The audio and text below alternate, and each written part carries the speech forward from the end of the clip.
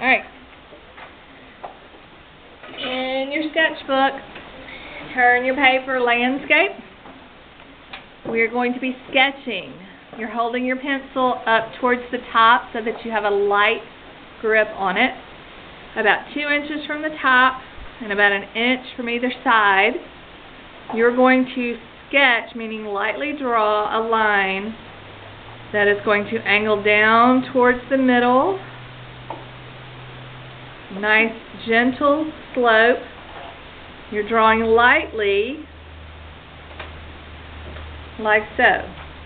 I should not see any lines that look like this, or this, or this. Nice gentle slope. Okay? Shouldn't be dark, shouldn't be fat. Then you're going to do another one down here, but I have found the easiest way to do that so that it looks the same is to turn my paper upside down, starting in the middle again, about 2 inches down from the top of the paper. A nice gentle slope going towards the center.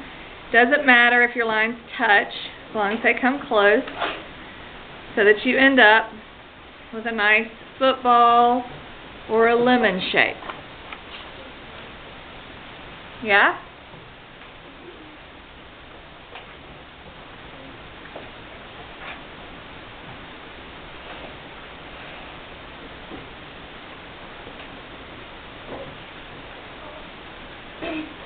Take a minute, work that out. If you're drawing lightly, you should be able to erase anything that you don't like. If you're not drawing lightly, you're digging into the paper.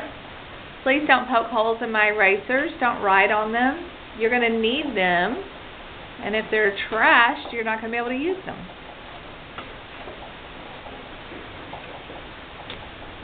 Alright. So the top center and the bottom center should be nice, rounded, just like a football. Okay? What is the colored part of your eye? What is that called? The iris. Very good. The iris, if you will look across at your neighbor or next door, please do not put your lead on the eraser.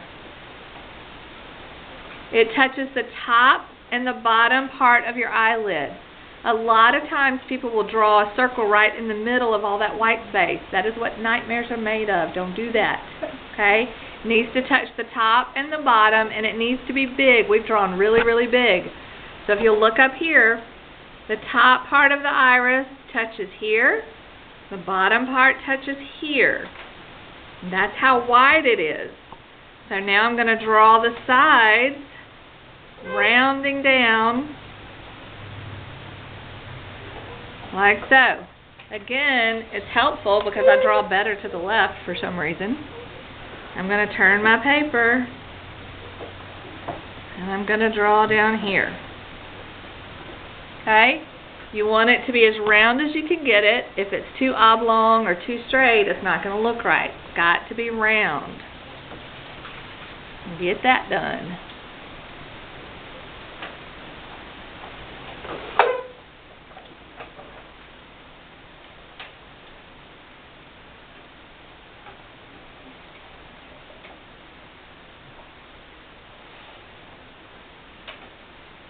Take as long as you need to get that rounded. They'll look like cat eyes if they're oblong. If they're oval and oblong, they're going to look like cat eyes or snake eyes. We need human eyes here. Nice and round. If you think you have it, hold it up. Let me see. Good. Very nice. Here's a little oblong. Make it rounder. Make yours rounder.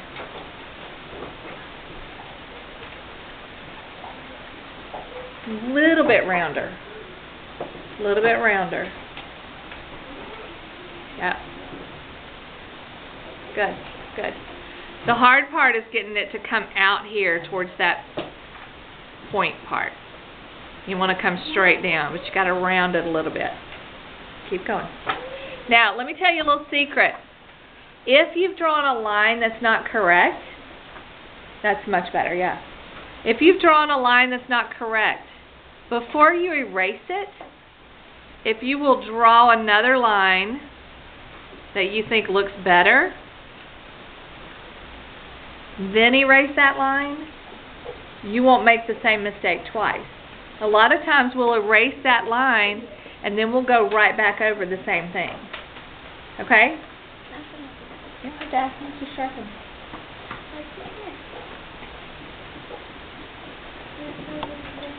So then I erase the line I don't need.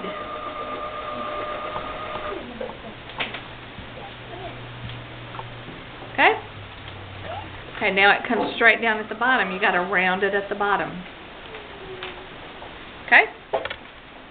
Now, a reminder, it's always best to sketch with a dull pencil. If you sharpen your pencils too much, you're carving into your paper. So dull pencils work better when we're sketching. Alright, the round part in the middle of your eye is called the pupil. The pupil is what adjusts to the lighting. It gets smaller when there's too much light coming at you. It gets bigger when there's not enough light. It tries to soak it all in. We're drawing a really big eye, so our pupil needs to be pretty big. It's also right in the middle, and it is perfectly rounded. Sketch it out. If there's one part that doesn't look right, like I've got a little flat part over here, I'm not going to erase the whole thing. I'm going to fix this part first,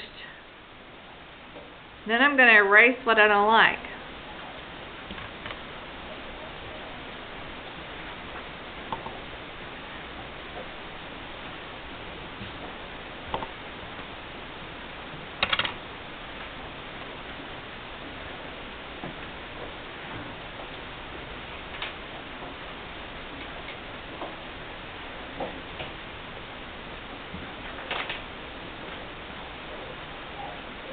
Okay?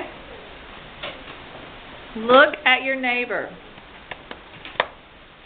Our eyeballs are held in place by muscles. The pink things on each side of your eyes in the corners are muscles. You have to draw those muscles if you want your eyes to look correct. Everybody look up here. The muscles are in the corners over here. They are rounded, and it's like a parenthesis holding your iris in place. Start at the top, round around. It follows that same curve that the iris does on both sides.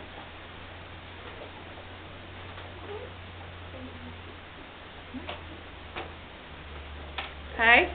Your eyeball is in fact a ball. It's like a super ball. Fill above your eyes. Don't poke yourself in the eye. Close your eyes and fill your eyelids. That's your eyeball. Fill underneath. It's like a super ball sitting in your skull. Those muscles hold it in place. Your eyeball is what causes you to have eyelids and eye bags. Okay? They're not just decoration. It's bulging because the eyeball is under it.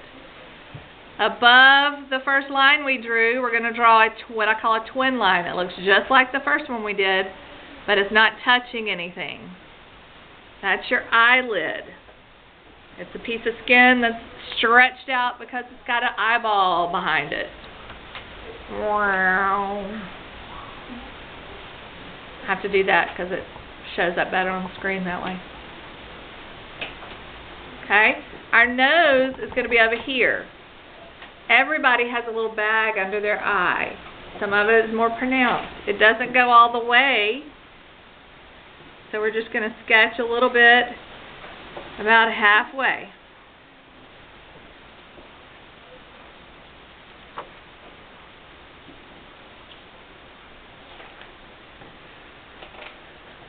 Okay? One last part to this. We're going to shade in the pupil. When we shade, I want everybody to turn your hand over, palm up, and put your pencil in it. Your pencil is laying across your palm, resting on your pointer finger. You're going to close your fingers around it like so, and turn over. Your pointer finger is going to be pressing down where the lead is. Now, here's what I figured out, an easy way to explain this. You remember when you were little and you were coloring the sky, and you didn't want to hold your crayon like a pencil, and you peeled it and you laid it on its side to color the sky? I call that lazy coloring. That's what we're doing with the lead. We're using the whole part of the lead, so it's got to be flat against the paper, and this is the darkest part of our drawing. So we are shading in just the pupil, so you got to go slow and small. You don't have to press down hard, and you're going to fill in this whole little circle. Try not to go outside those lines.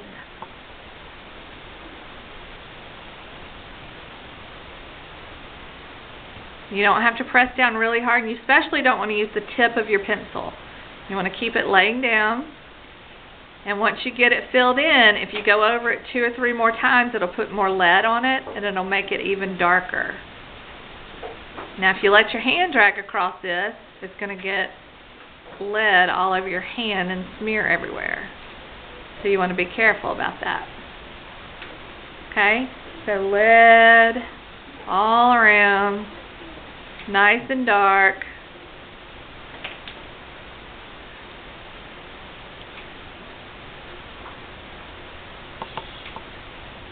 Okay? And the more times you go over it, the darker it will get.